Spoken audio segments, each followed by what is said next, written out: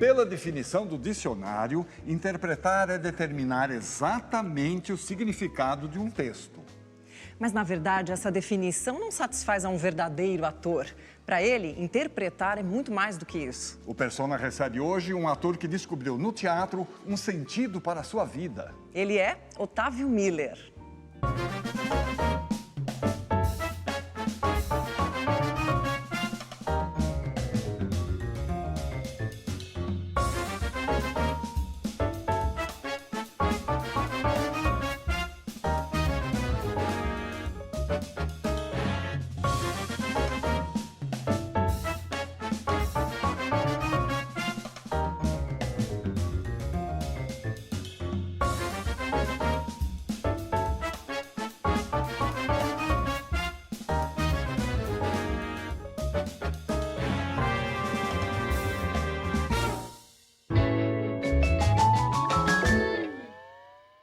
Otávio, seja muito bem-vindo. Obrigado.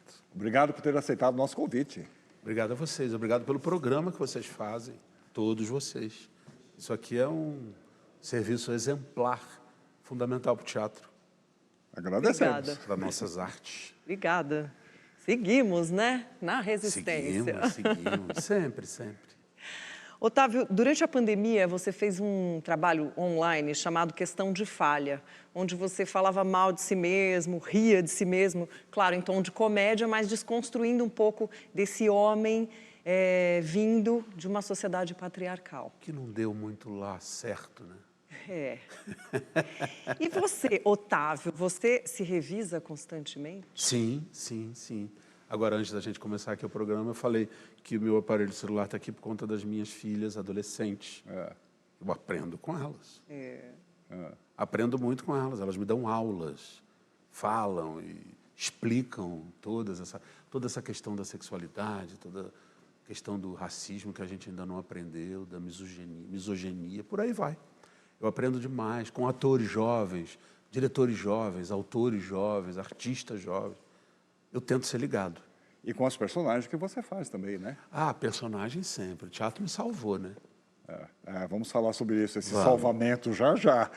Antes disso, queria falar um pouco da sua infância. Você nasceu lá no Leblon, que é um bairro eu sou um menino de Zona Sul. Janeiro e tal, né? De classe média alta. Classe média alta. Seu pai era advogado, se não me engano? Meu pai era advogado, meu pai chegou a produzir cinema. Ah, é? Era pintor amador. Olha. Gostava de pintar barroco, assim. Ele gosta das cidades mineiras, das cidades baianas. Ele era um pintor barroco.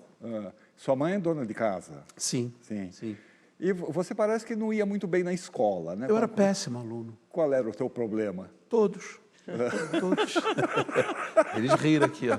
Eu prometo que eu não vou mais fazer vocês rirem tanto assim. Aqui todos. Tinha uma hora que eu não tinha mais nem onde estudar. Eu talvez fosse ter que estudar em Araruama, em Cabo Frio, porque no Rio de Janeiro nenhuma escola mais me aceitava. Porque eu sou disléxico, entendeu? Isso foi constatado logo cedo por uma tia, casada com um tio, irmão do meu pai, e Beth. E aí eu tinha uma dificuldade enorme de aprender, de prestar atenção, e fazia palhaçada. Então, Quais são as dificuldades mais evidentes assim, de um disléxico? Ler. Prestar atenção.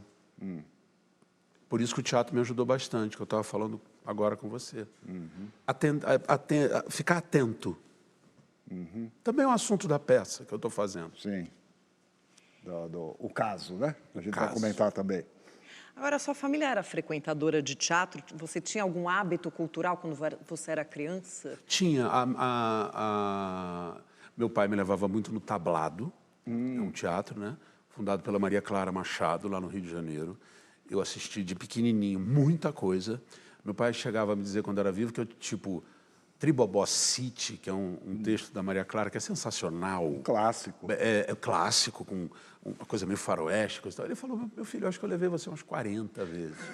Minha avó, mãe da minha mãe, me levava muito... Eu vi Beijar com ela, Maurice Beijar, com o Jorge Dom ainda, fazendo aquela dança em cima do bolero de Ravel. Minha mãe também me levava, meu pai me levava também ao cinema, vi muito cinema. E eu via a Sessão da Tarde, que é onde... Eu não estudei chongas, péssimo aluno, mas a Sessão da Tarde, quando eu era garoto, foi aonde eu minha escola. E o teu avô, que você disse que é uma inspiração para você? Fiquei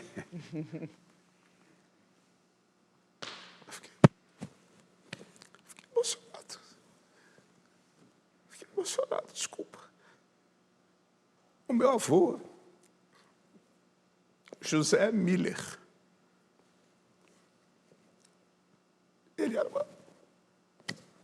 desculpem, ele era uma figura sensacional, porque ele amava os grandes comediantes. Então, eu me lembro dele me levar para ver Dercy Gonçalves. Eu, anos depois, vim fazer o Walter Dávila na escolinha.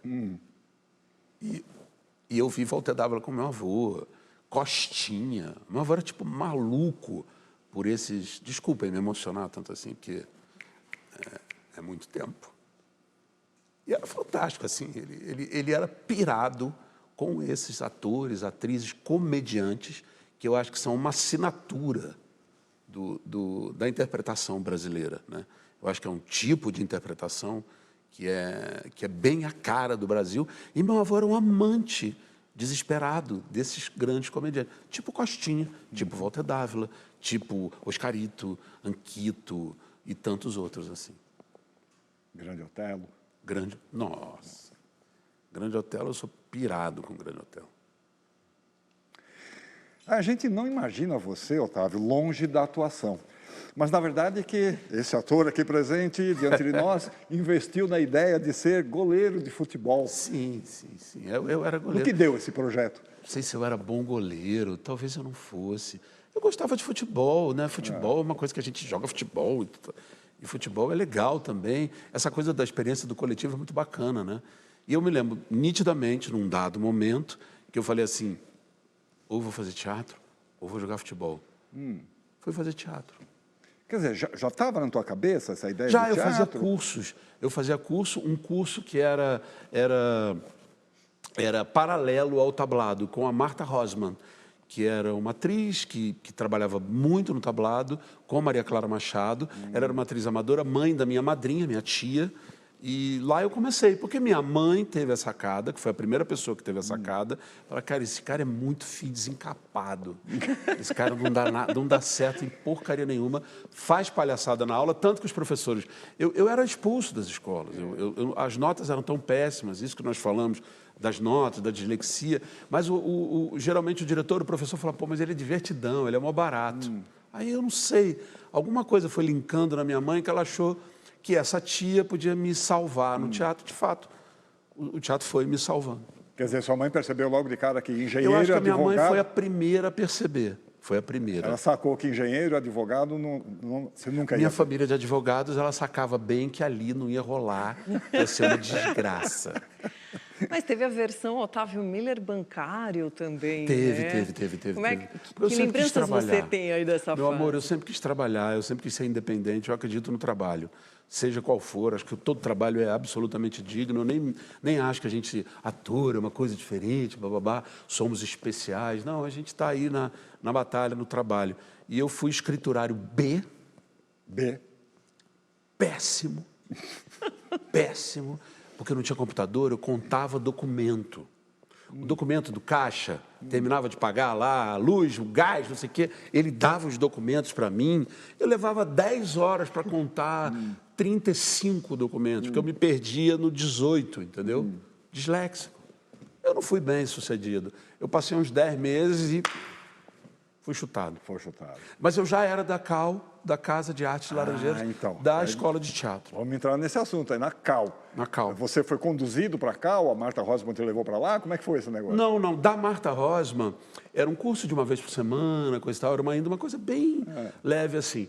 De lá, a turma de alunos, que era, vou lembrar deles, Bianca Baiton, Berna Cepas, que é o músico, Zé Alvarenga, diretor, Aloysio de Abreu, ator, nós éramos dessa turma. Nós fomos para uma outra turma também de professores que davam aulas paralelo ali ao tablado, que era um cara que era do tablado, que era ótimo, Milton Dobbin. Ali eu comecei a sentir mais, dali a pouco eu fui fazer um infantil, e aí eu fui fazer a prova para a CAL, para entrar na CAL. Eu fui percebendo na CAL que, de fato, eu queria ser ator. Eu sabia que eu queria trabalhar naquela área. entendeu? Mas eu queria... Na Cal eu entendi o ator. Antes eu já tinha entendido, quando eu vi parentes que tinham essa coisa com artista. Minha tia foi casada com Edu Lobo, Wanda Sá. E eu olhava e falava, pô, quero ser aquele negócio ali. Aquilo ali é bacana. Meu pai, quando foi produtor de cinema, ele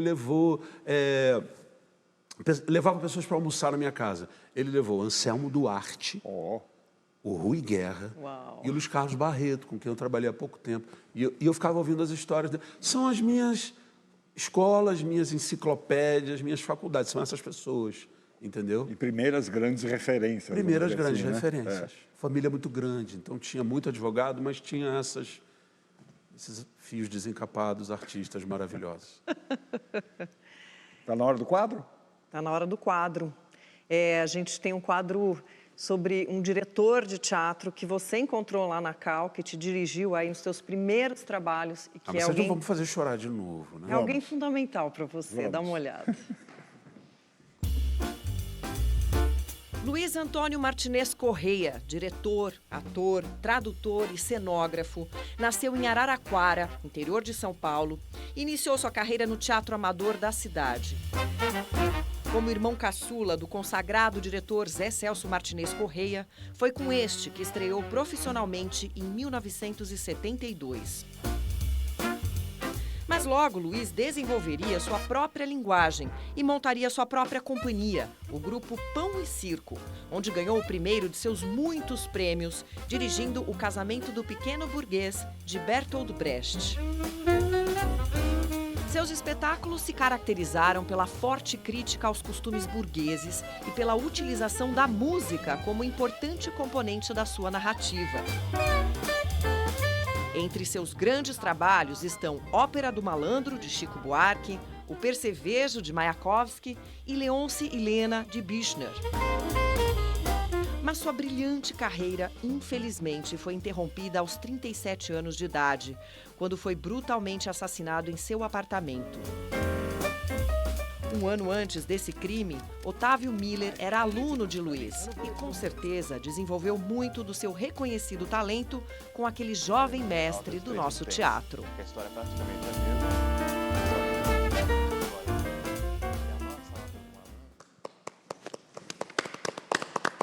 Sensacional, né? O Luiz Antônio foi foi meu primeiro professor de interpretação na Cal, tá? E aí ele, cara, é uma história sensacional, né? Que história linda que ele tinha, né? Anos depois eu vinha trabalhar com o Zé Celso, um desejo forte que eu tinha, que era conseguir ou trabalhar na oficina, adoraria ter trabalhado na oficina, mas tirar o Zé Celso da oficina, pelo menos tentar, e conseguimos. Moni Gardenberg, Celton Mello, Fernando Alves Pinto, Xando Graça, fizemos Esperando Godot. Mas esse sonho vem lá da época do Luiz Antônio, que nos ensinava sobre oficina, que nos ensinava sobre teatro. Chegamos a montar, no primeiro ano da Cal, cenas, muita coisa, da Metamorfose de Ovídio. E logo no segundo ano, mentira, isso foi no primeiro semestre da Metamorfose. Olha como a gente trabalhava com o Luiz Antônio. O Luiz Antônio era um trator de trabalhador. E ele era um diretor, ator, mas diretor, que fazia muito sucesso quando ele foi dar aula na Cal. Isso era uma coisa muito importante. A curadoria era do Ian Michalski, eu só tive professor legal, Angel Viana, Glorinha Boit-Miller, Beth Rabete, Sérgio Brito, João das Neves. Mas no final do primeiro ano ele resolve montar um Ubu, tradução dele, e eu faço o Ubu. Entendeu? Então o Luiz Antônio é mais do que fundamental na minha vida. Genial. Agora, foi também lá no curso da Cal que você reencontrou um primo que você não via já há algum tempo e tal. Mas olha só quem conta essa história, hein? Falar do Otávio para mim é muito fácil, tanto do Otávio pequenininho, recém-nascido, porque nós temos um parentesco, meu marido era tio-avô dele, e Cazuza era primo e era fã também. E como ator, o Brasil inteiro já consagrou, e quando ele começou a vida de ator, Cazuza foi vê-lo no teatro e me disse: mamãe, o Otávio é um grande ator. E falou com o Gilberto Braga: eu tenho um primo que é um ator maravilhoso, quando ele fez um papel do Sardinha na novela Vale Tudo, que dali para frente a carreira dele só fez subir. Eu acho que se você já chegou até aqui, se você já descobriu que as coisas não eram exatamente como você queria, eu acho que você devia ir um pouquinho mais adiante, viu? Então eu quero te dar os parabéns, você merece. E manda um beijo para aquela sua neta linda que sabe cantar Cazuza muito bem. Tchau, querido. Foi justamente no Bu. Isso era anos 80. E aí a gente estava montando o Bu e tinha um poema do Jarry, o autor, Alfred Jarry, que Luiz Antônio queria que alguém musicasse. Cazuza estava começando com o Barão Vermelho, o Cazuza não me via desde aquele primo gordinho do Natal, entendeu? Essa coisa que acontece de vez em quando, a gente não vê o primo, o amigo, um tempo, de repente ele virou adulto. Aí quando ele chegou, é que ele se ligou, a gente passou a peça para ele, o Bu, na sala de ensaio. Aí ele falou, ué, cara... Quer dizer, vendo a peça que ele te reconheceu. No ensaio. Aí ele falou, meu irmão, que maluquice, blá, blá, blá, blá. Aí aconteceu realmente toda essa história que a tia Lucinha contou. Os dois foram fundamentais na minha carreira, tanto Cazuza quanto tia Lucinha, entendeu? O Gilberto Braga veio conversar, pediu para que eu fosse à casa dele, eu fui conversar com ele. Eu tenho Sardinha, como minhas filhas, meu filho, e Sardinha. Mesmo assim, eu fiz teste, entendeu? Fiz teste, aí o Denis Carvalho, que dirigia a novela, virou para mim e falou, cara, apesar de tudo, eu quero que você faça a novela, entendeu? E foi assim. E como é que foi esse instante específico? Você saindo de casa pensando, nossa, eu estou indo fazer um teste para a novela, vale tudo. Eu morava no Vidigal, nessa hora. E me lembro que fui fazer o teste, eu fiz uma... Quem dirigia o teste, você está falando, eu estou lembrando, Miguel Falabella, era quem dirigia o teste. Ele não dirigiu a novela, mas ele... E era com a Débora Evelyn, que hoje é uma grande amiga, que já trabalhamos juntos. O próprio Miguel também.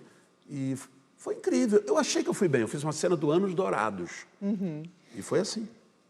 Aí você falou, agora há pouco, que o teatro te salvou. Você explicou um pouco dessa questão do teatro ter te salvado.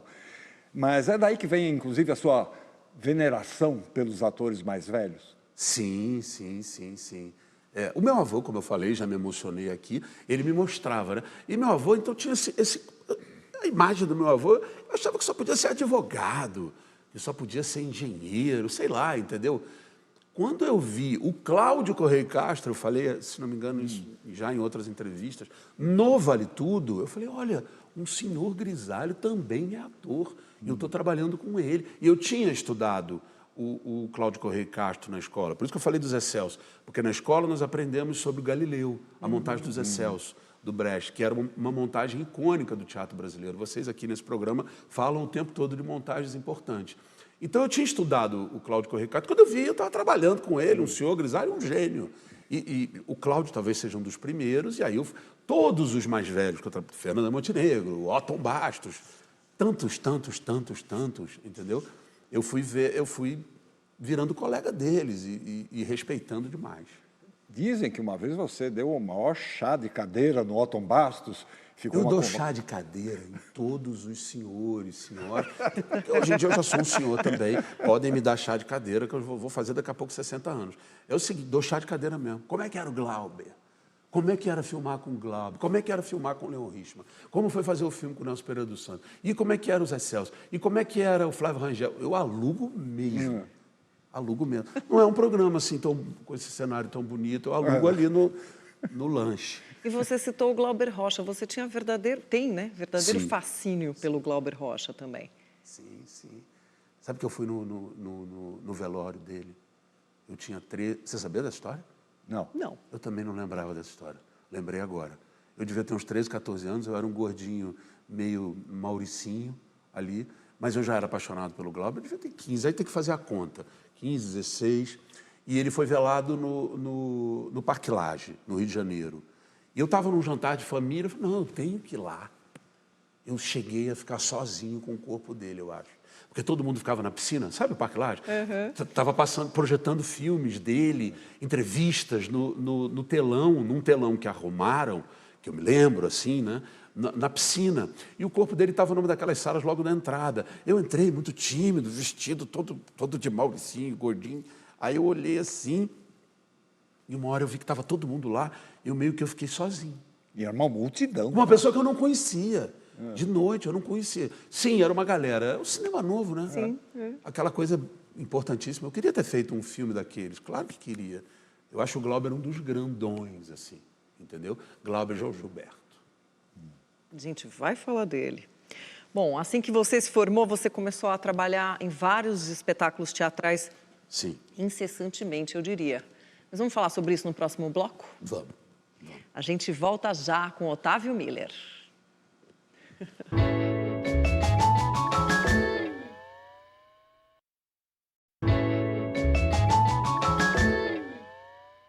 Pronto, de volta com Persona. Hoje o nosso convidado especial é o Otávio Miller. Obrigado. Pois é.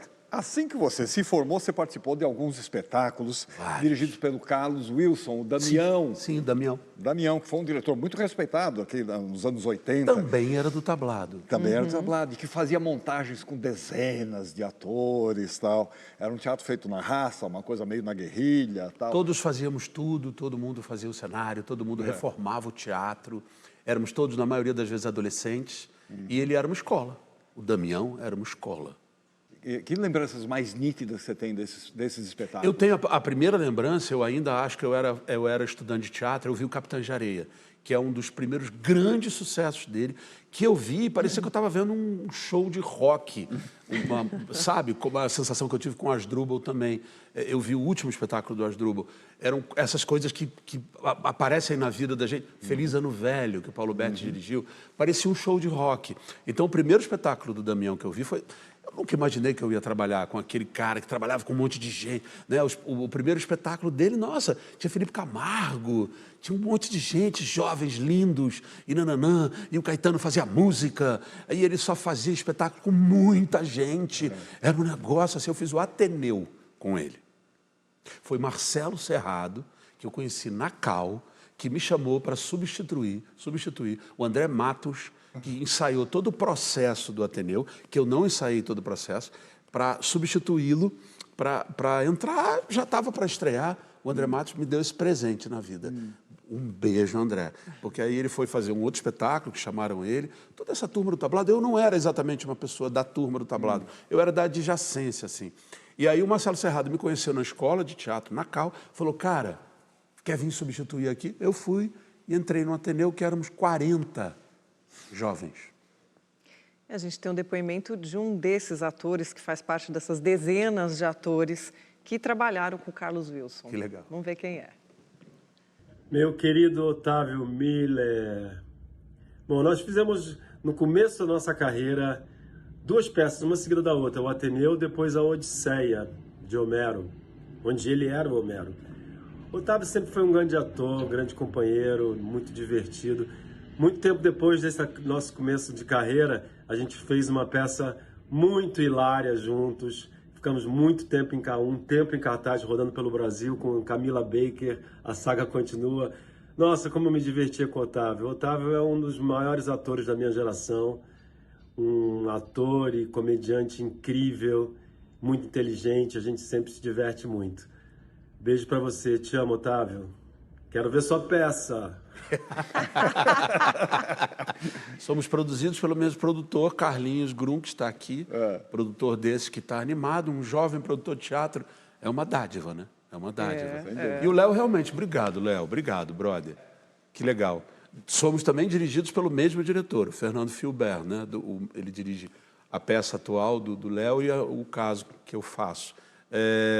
E fizemos mesmo, ele fazia o Ateneu, éramos 40 jovens, loucos, testosterona, malucos, entendeu? Contando aquela história. Era muito bacana, foi uma experiência incrível fazer o Ateneu. Emendamos com a Odisseia. Depois eu emendei com outro, aí era um espetáculo menor, também com Carlos Wilson, que era a história do Van Gogh.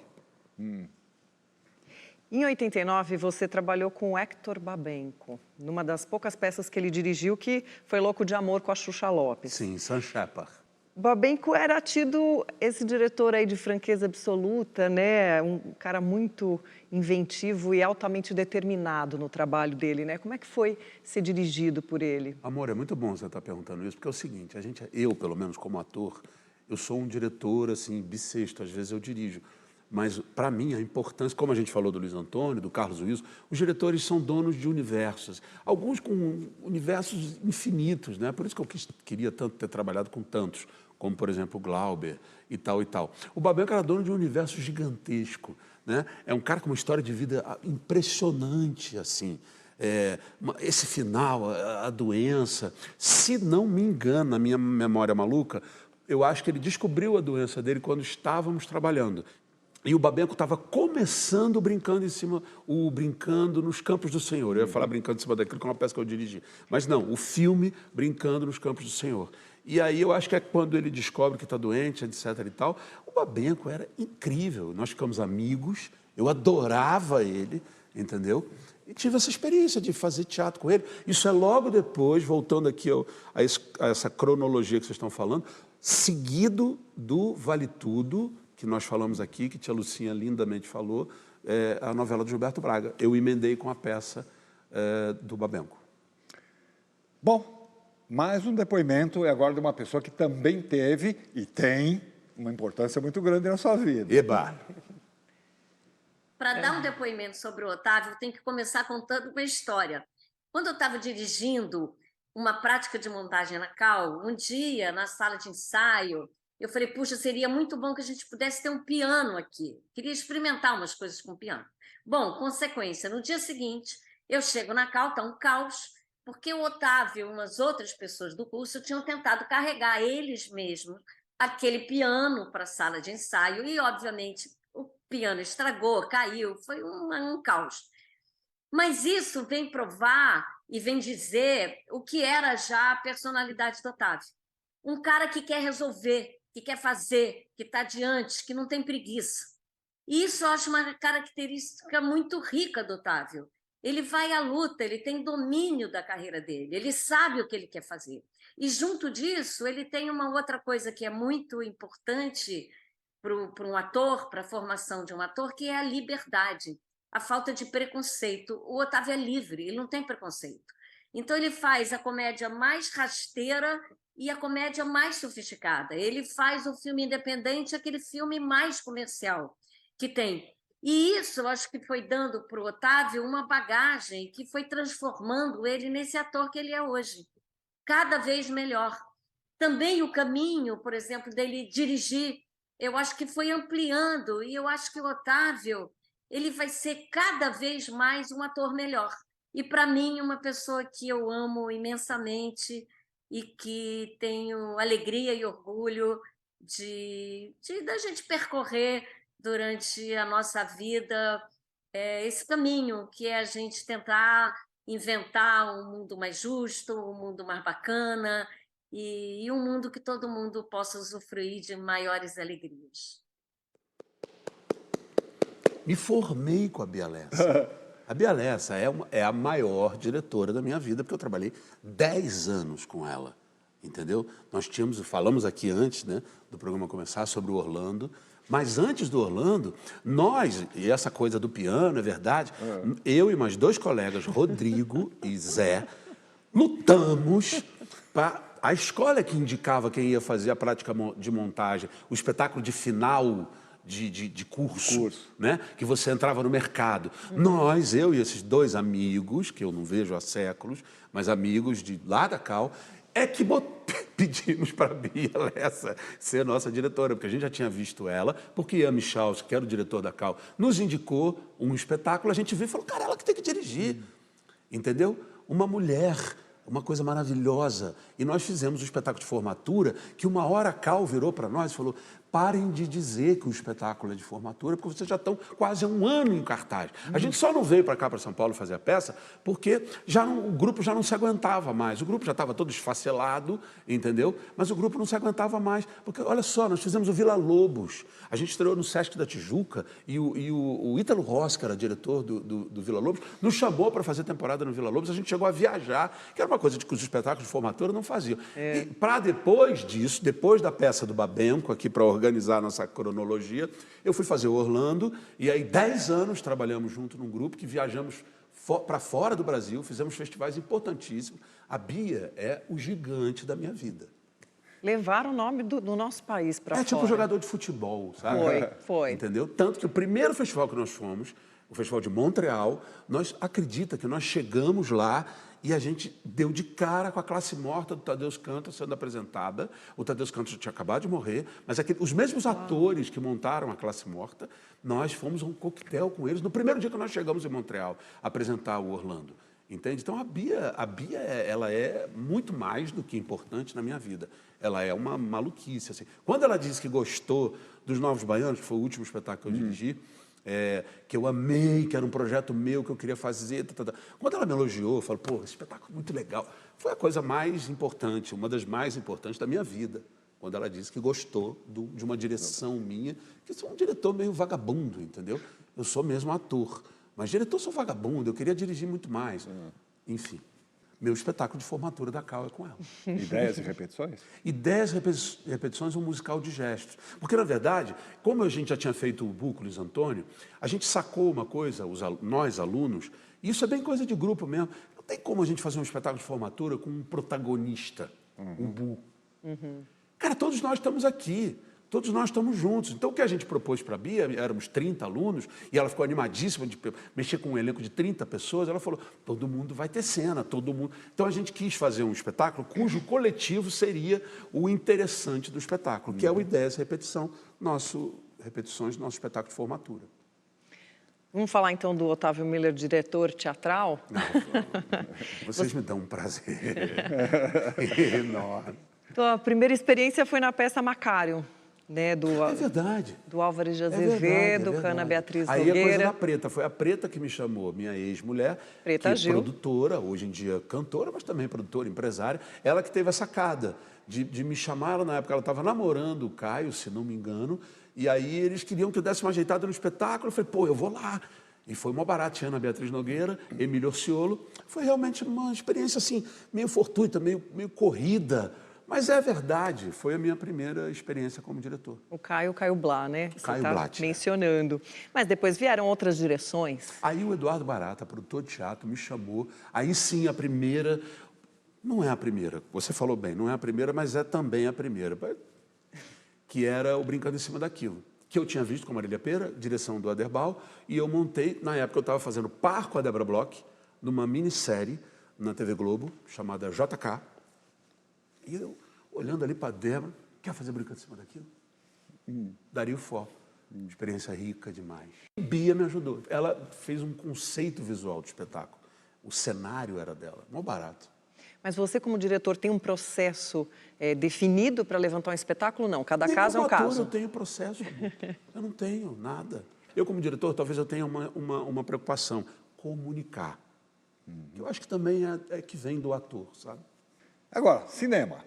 Cinema é outra das suas paixões, né? Você chegou a fazer filmes, inclusive, durante a pandemia, né? Sim. E declarou até que o cinema é resistência, tá? É. Vamos falar disso no próximo bloco? Vamos, já estamos indo para o próximo bloco, tá bom? Já estamos indo. Tá bom. Voltamos já com o Persona. Estou falando demais, eu vou parar. Não, por favor. pelo Vou parar amor. de falar. Não, por favor, Já chega, não não tem faça mais isso. nada para falar. Não faça isso!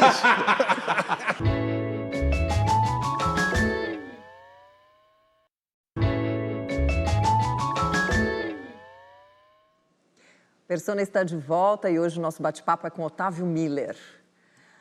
Otávio, no cinema você fez aproximadamente 30 filmes. Eu estou assustado até com esse número. Agora, você disse que não gostava muito de se ver nas telonas. Não que gosto.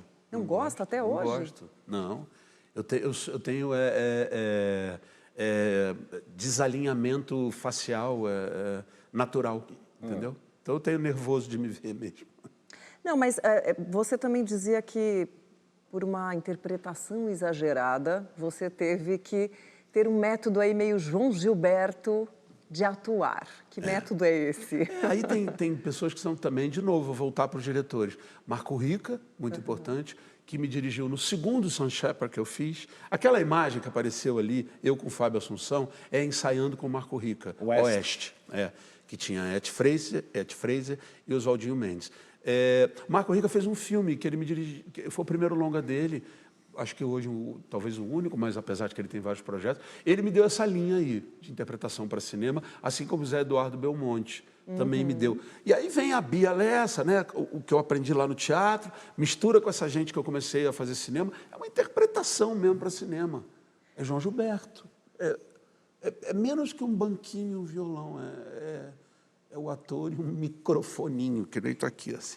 E ele é o teu mantra desde os 13 anos de idade. Ah, total. João Gilberto, total. Até quando ele morreu, eu não o conheci. né? Enfim, pela minha história de vida e tudo, eu conheço muita gente da música, né? E o João Gilberto eu não conhecia, tinha medo de conhecer o João Gilberto. Quando o João Gilberto faleceu, apesar de ser amigo da Bebel Gilberto, eu falei, como eu fui no velório do Glauber? Eu tenho que ir no velório do... Eu fui. Gente! Coisa estranha, né? Mas eu falei, cara, tem que homenagear esses dois caras. Que um é um grito, né? E o outro é um sussurro. São os artistas que mais me inspiram. Assim, com quem não trabalhei, os que me inspiram muito são os com quem eu trabalhei. Mas desses icônicos são os que mais me inspiram mesmo. Agora, inclusive nesse espetáculo você dirigiu, Novos Baianos, você incluiu o João Gilberto nele. Porque tem a hora... Porque o João Gilberto foi muito importante na história dos Novos Baianos. Ele muda a maneira como eles tocam, pelo menos na pesquisa que fiz, conversando com o Moraes, com o Pepeu, com o Galvão, Lúcio Mauro Filho, que foi quem fez o texto, né? Ele entra um pouco depois... Logo que eu tive a ideia, dali a pouco eu virei para o Lúcio e falei, cara, vamos fazer um espetáculo do Amor? Vamos fazer. E na nossa pesquisa, o João Gilberto é seminal para os Novos Baianos. Assim, ele muda a maneira. E ele ia visitá-los, levava café da manhã, moravam todos juntos no apartamento, ele levava café da manhã. E tem uma hora dessas que acho que a primeira visita dele ao apartamento que os Novos Baianos moravam juntos, acho que, se não me engano, foi o Dade que me contou essa história, ele pinta de terno. Aí alguém olha na porta e acha que é polícia. E era o João Gilberto. Essa cena tem no espetáculo, entendeu? Que é linda. É uma cena que eu acho que é a melhor coisa que eu fiz na vida. Assim. Que é que você mais gosta mesmo? Eu gosto muito. Que sabe o que acontece? O palco fica vazio. Ele bate na porta, alguém fala, meu Deus, quem é, não sei o quê. Eles estavam esperando o João Gilberto visitar, aí eu não me lembro direito, alguém fala... Um silêncio. Não tem o João Gilberto, não entra o João Gilberto. É o silêncio, entendeu? Aí eles começam a tocar ali. É lindo, é lindo, é lindo. Modéstia à parte, eu acho bonito. Bacana. Bom, e parece que o método deu certo, né? Porque você recebeu seu primeiro prêmio como ator coadjuvante com o filme Cabeça a Prêmio. Ah, sim, o filme, que é o filme do Marco Rica. Então vamos ver o Marco Rica falando. Eba! Né? Otávio, meu querido e maravilhoso amigo. Otávio, o que eu posso falar de você? Há muito tempo eu venho falando para todo mundo que eu acho você um dos maiores atores desse país. E eu venho acompanhando você se tornando esse grande e maravilhoso ator. Tive a oportunidade de trabalhar com você algumas vezes e vi o seu comportamento no set, que vai da coxia até o seu movimento como ator.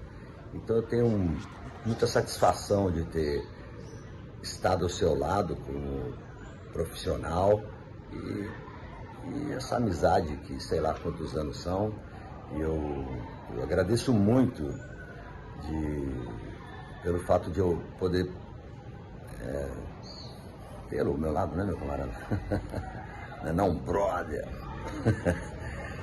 E fizemos algumas coisas como ator juntos. Agora acabamos de fazer o seu filme, que é um filme lindo, né? Clube dos Anjos. E é isso aí, as coisas, às vezes o trabalho vai nos afastando, mas também, por muitas vezes, o trabalho nos une, né? Então eu quero te mandar um forte abraço, você é praticamente meu ator, né? Esse é o Clube dos Anjos. Clube dos Anjos. Esse é o Clube dos Anjos, é um filme maravilhoso. Não, Marco, essas pessoas todas que vocês estão falando, Bia Lessa, minha tia, é gente muito importante na minha vida. Entende? A Bia é mais do que uma irmã, o Marco é muito mais do que um irmão. Ele teve presente em momentos importantíssimos da minha vida, trabalhos que eu fiz, e eu pretendo fazer muitos trabalhos com Bia, com o Marco, pelo amor de Deus. O Marco eu sou apaixonado pelo Marco, acho ele um grande ator e ele é um grande diretor. O Clube dos Anjos é um filme do Ângelo Defante, adaptado da obra do Luiz Fernando Veríssimo, que eu acho, foi um filmaço. Você vê a quantidade, tudo aquilo é irmão. Ali é tudo amigo. Baita elenco. Tudo irmão meu ali que está ali. E é um filme bem significativo para os tempos de hoje, né? Realmente é uma porrada no estômago, né? Eu acho. Eu lamento, ele passou no Festival de Gramado, eu acho que o Festival de Gramado não pescou direito a força dele, né? Haviam outros filmes muito importantes, Mas ele, por exemplo, teve essa passagem pelo Festival de Gramado.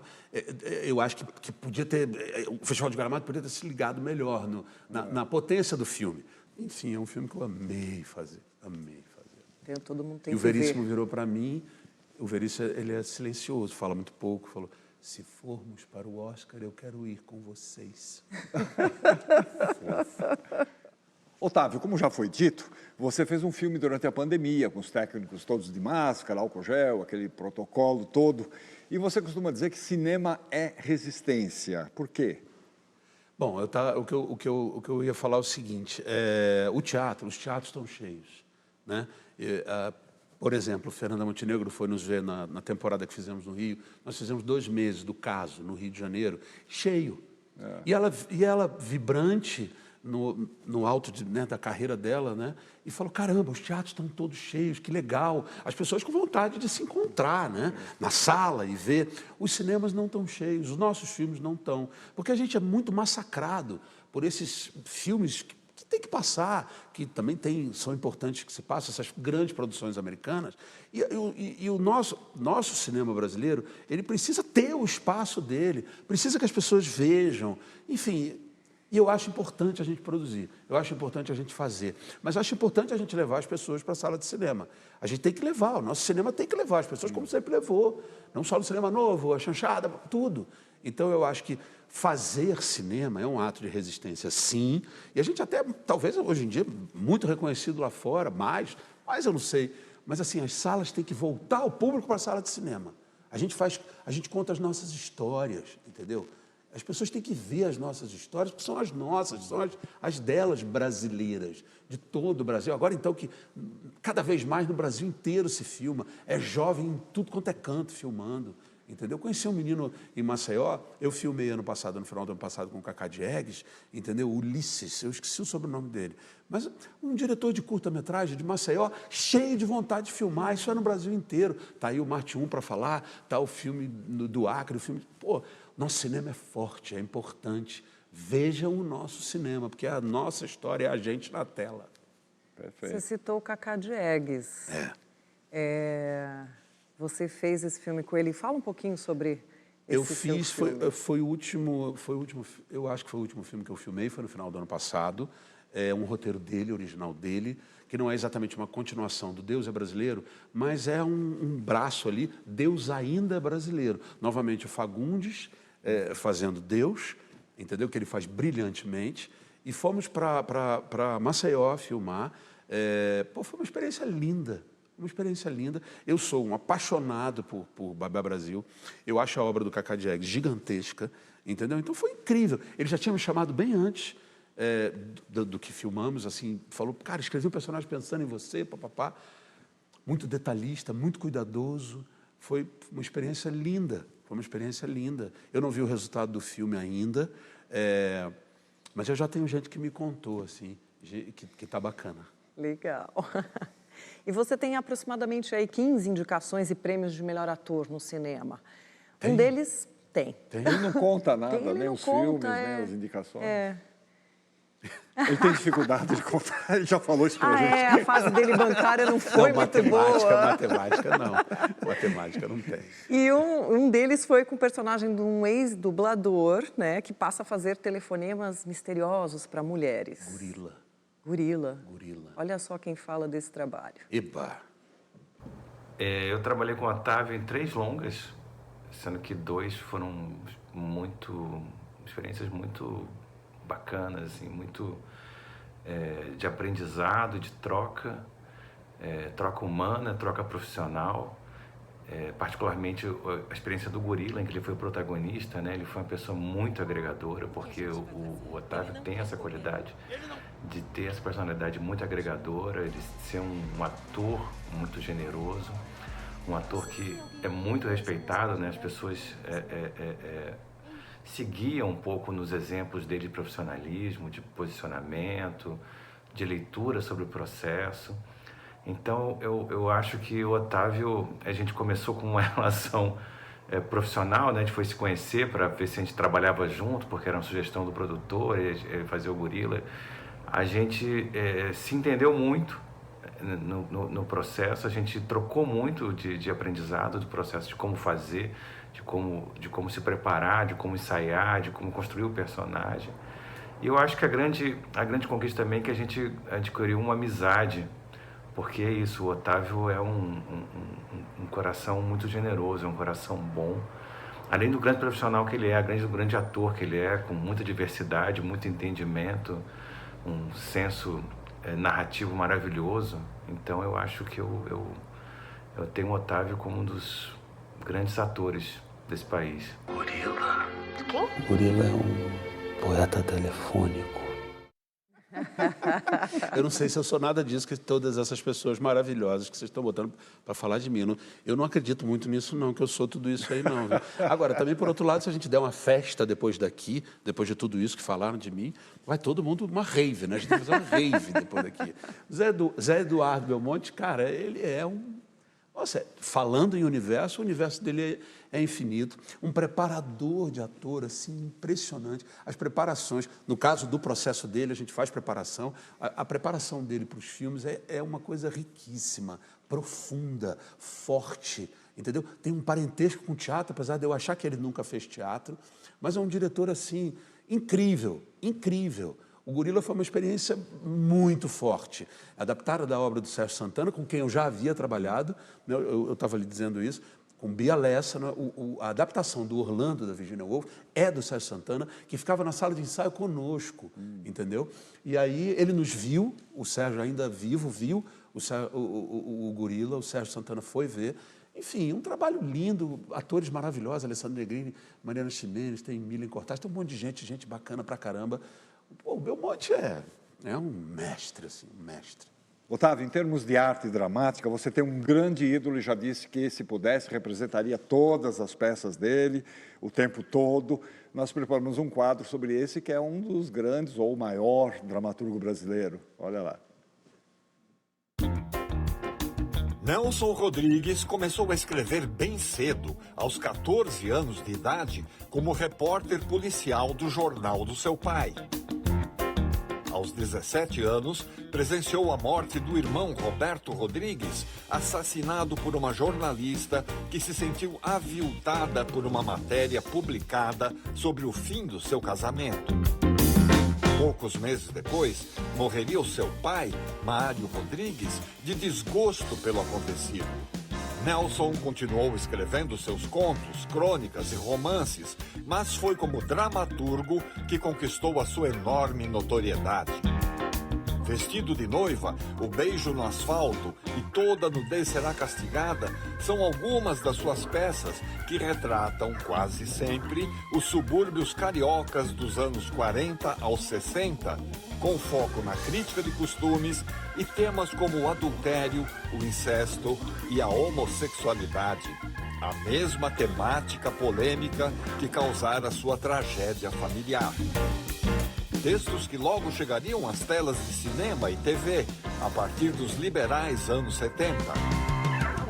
Otávio Miller teve o privilégio de representar o próprio Nelson na série de TV Nelson por Ele Mesmo, papel que certamente foi um importante marco na sua carreira.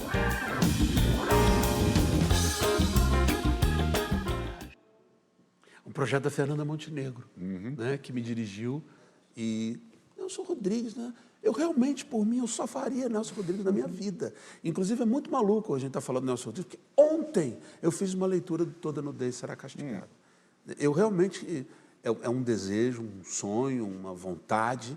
Eu queria fazer Nelson Rodrigues o tempo inteiro, porque eu acho ele um negócio assim, para além das questões tão importantes, o racismo, a misoginia, o homossexual, todas essas questões que agora estão sendo muito mais faladas de maneira muito mais importante, que a gente tem que aprender. Mesmo por isso, eu acho que Nelson é importante. Eu acho até esquisito o que eu estou falando, mas é verdade mesmo, porque eu acho muito forte, muito importante.